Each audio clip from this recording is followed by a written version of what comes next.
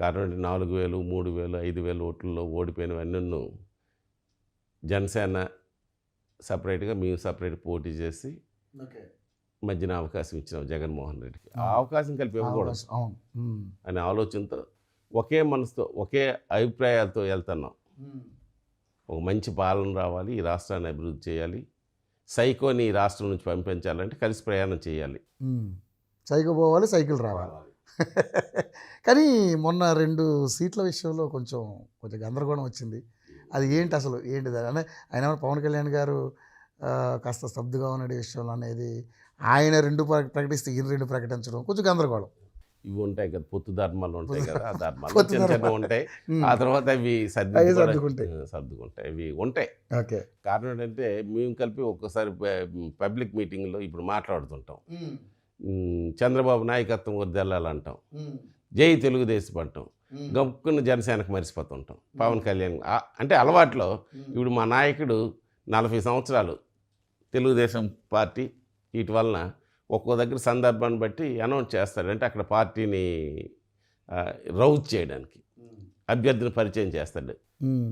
అటువంటి సంఘటన జరిగినప్పుడు చిన్న చిన్న మిస్టేక్స్ అంటే మిత్రధర్మం ప్రకారం తెలియజేయలేదని అతను కొంచెం హట్ అవ్వచ్చు. దాన్ని ఆ కార్యకర్తల దగ్గర సర్దిద్దుకోవడానికి నాకు తెలిసి ఇద్దరు నాయకులు అనుకుని అది అనౌన్స్ చేస్తున్నారేమో అని నేను అనుకుంటాను.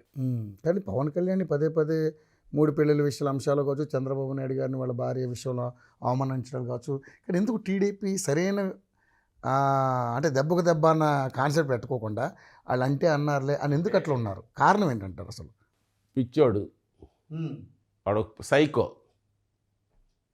ఆ సైకోతోటి మనం సైకోలమా? రాజకీయాల్లో కొన్ని విలువలు ఉంటాయి, కొన్ని పందాలు ఉంటాయి. మన పోరాటం ఏంటి? వ్యక్తిగతంగా దూషించడం కాదు కదా. ఇది పాలసీస్ మీద ఫైట్ జరగాలి, ఈ రాష్ట్ర అభివృద్ధి గురించి డిబేట్స్ జరగాలి. ఏదో వ్యక్తిగతంగా ఏదో నాకు దొరికినట్టు నేను మాట్లాడేసి అతని నోట్లో నోరు ఉందని ఏదో మాట్లాడిస్తే అది సభ్య సమాజం హర్షించదు.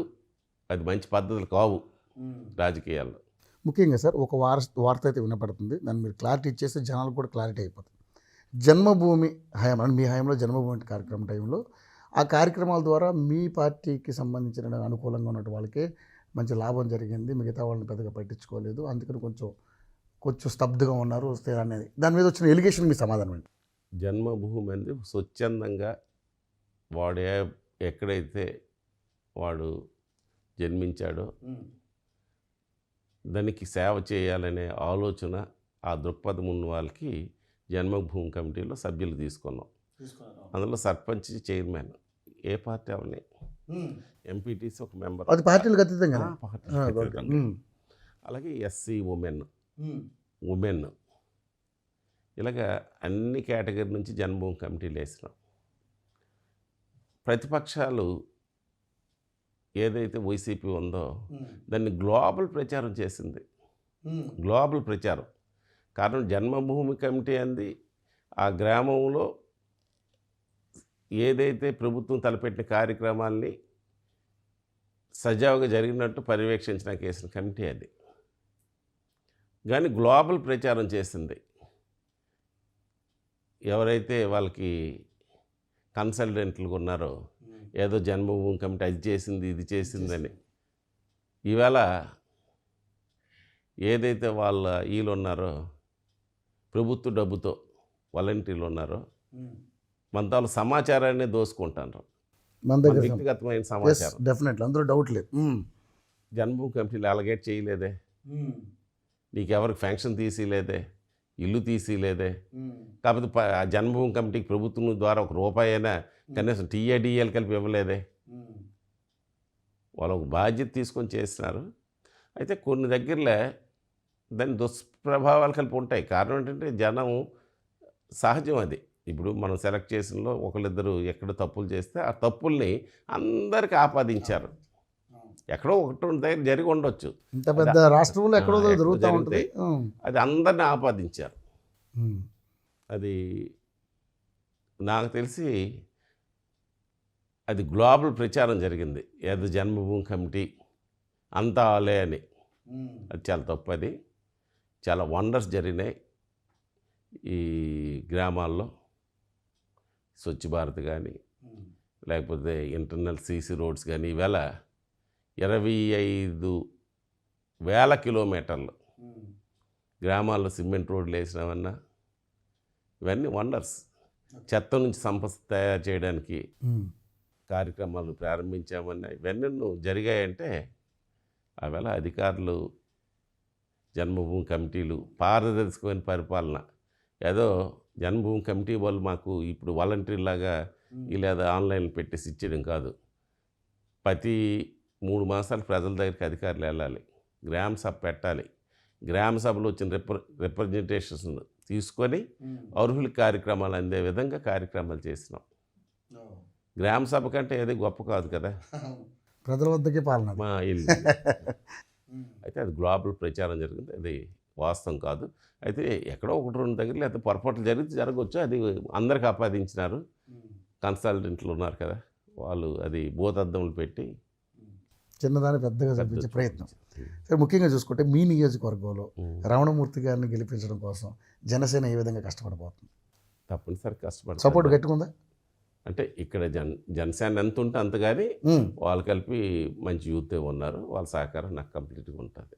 Okay, right. సరే, ముఖ్యంగా చంద్రబాబు నాయుడు గారి అరెస్ట్ని చూస్తే అది చాలా ఈ తెలుగు 2 రాష్ట్రాల్లో కూడా ఒక సంచలనం అయిపోయింది. 77 ఏళ్ల వృద్ధుణ్ణి అలాగా హింసించడం. వృద్ధుడు కాదు, 77 ఏళ్ళ కుర్రాడు. ఓకే, సరే, మీ నాయకుడు కాబట్టి సరే. మా నాయకుడు సరే, జగన్మోహన్ రెడ్డి పరిగెట్టమనండి, 18 గంటలు పని చేయమనండి, 78 గంటలు, 76 సంవత్సరాలు అంటారు. జగన్మోహన్ రెడ్డికి మా నాయకుడిలా 18 గంటలు పని చేయమనండి, మా నాయకుడిని నడిచినట్టు నడమనండి. నిజంగానే ఆయన గట్టి మ్యాన్ అయింది అనుకోవడం. సరే, నిజంగా మరి ఆ అరెస్ట్ని మనం ఒక మానవతా దృక్పథంగా చూసుకుంటే, మీరు ఇందులో మీరు అడిగితే గ్యారంటీ అది కక్షపూరిత చర్య అంటారు. కానీ స్కిల్ డెవలప్మెంట్ విషయంలో కావచ్చు, అలాగే అమరావతి రైతుల భూముల విషయంలో కావచ్చు, చంద్రబాబు నాయుడు గారు చాలా అవినీతి చేశారనేది వాళ్ళు ఎలిగేషన్ చేస్తున్నారు. సరే, ఆధారాలు నిరూపించారా లేదా అనే విషయం పక్కన పెడితే అరెస్ట్ అయితే జరిగిపోయింది, వాళ్ళు అనుకున్నది చేసేశారు. ఏంటి దీని వెనకాల దీని మీద మీ అభిప్రాయం ఏంటి? ఈవేళ ఆధారాలు నిరూపించకపోయినా సెక్షన్లు పెట్టి తప్పుడు కేసులు పెట్టారు. ఆ తప్పుడు కేసులు పెట్టినప్పుడు జనరల్గా ఒక అట్రాసిటీ కేసు ఉంటుంది, దాంట్లో ఏదో కులాన్ని దూషించాము, అరెస్ట్ చేస్తారు, బెయిల్ వచ్చినప్పుడు టైం తెస్తారు. కొన్ని సెక్షన్లు అటువంటి సెక్షన్లు పెట్టి బెయిల్ రాకుండా చేసినారు. కానీ వాళ్ళ అధికారంకి వచ్చి 4.5 సంవత్సరాలు అయిపోయింది. అటువంటిది ఏమైనా జరిగితే రుజువులతో సహా ఇవ్వాలి కదా. ఎప్పుడు జరిగిన ఇది నువ్వు ఒక రుజువైనా చూపించలేదు. అయితే ఒక కరప్షన్ అలిగేషన్ పెట్టి, అవినీతి ఆరోపణలు పెట్టి నువ్వు అరెస్ట్ చేసినావు, కానీ అది ప్రూవ్ చేయలేదు. అరెస్ట్ చేసిన తర్వాత బెయిల్ వచ్చినప్పుడు కొంత టైం పట్టేసింది. అయితే వాళ్ళు ఏదో వాడు 16 నెలలు జైల్లో ఉన్నాను, అవినీతి కేసులు 17 ఉన్నాయి, చంద్రబాబు నాయుడు గారు బురద అంటించింది అనే ఒకే ఏకైక లక్ష్యంతో చేసింది ఇది. కానీ అది మిస్ఫైర్ అయింది. చంద్రబాబు నాయుడు గురించి తెలియనోడు కలిపి ఇవాళ తెలుసుకున్నాడు. చంద్రబాబు నాయుడు ఈవేళ 18 సంవత్సరాల నుంచి 25 సంవత్సరాల కుర్రాళ్ళకి చంద్రబాబు నాయుడు గొప్పతనం కొంతమంది తెలియకపోవచ్చు. ఇవాళ సైరాబాదు హైటెక్ సిటీ నిర్మించినాడన్నా, లేకపోతే ఉద్యోగ కల్పన చేసినాడన్నా, లేకపోతే స్కిల్ డెవలప్మెంట్ తెచ్చి యువతకి శిక్షణలు ఇప్పించి వాళ్ళకి మంచి ఉపాధి అవకాశాలు దొరికాయన్న చంద్రబాబు నాయుడు వల్లనే నమ్మారు. నమ్మిన వాళ్ళే అన్ని రోజులు పోరాటం చేశారు. ఒక తెలుగుదేశం వాళ్ళు కాదు, మొత్తం యావత్ తెలంగాణ, ఇటు ఆంధ్రప్రదేశ్ సాఫ్ట్వేర్ ఉద్యోగులు, ఫారెన్లో ఉన్న వాళ్ళు కూడా. ఇప్పుడు రాష్ట్రమే కాదు, పక్క రాష్ట్రాలే కాదు, దేశంలో కాదు, విదేశాల్లో కలిపి చంద్రబాబు నాయుడు గురించి డిస్కషన్ జరిగింది. ఇది అన్యాయం, ఓహో ఇంత చేసినాడని తెలియని పిల్లలు కలిపి తెలుసుకున్నారు. అంటే చంద్రబాబు నాయుడు గొప్పతనాన్ని. కరెక్ట్. నిజాయితీ పరుడు కాబట్టి ఆ ధైర్యంగా ఈవేళ ప్రజాక్షేత్రంలోకి వచ్చాడు. నీలాగా ఏదో దోసుకొని చేసింది కాదు ఇది. ప్రభుత్వ పాలసీస్ అవి నువ్వు కక్షపూరితంతో ఒక మరకలేని మనిషి, ఒక విజనరీ, ఈ భారతదేశానికి దిక్చూసి చంద్రబాబు నాయుడు అటువంటి దిక్చూసిని ఒక విజనరీ లీడర్ని అరెస్ట్ చేసి చాలా తప్పు చేసినాడు జగన్మోహన్ రెడ్డి. అది ప్రజాస్వామ్యంలోనే అది క్షమించిన నేరం అది.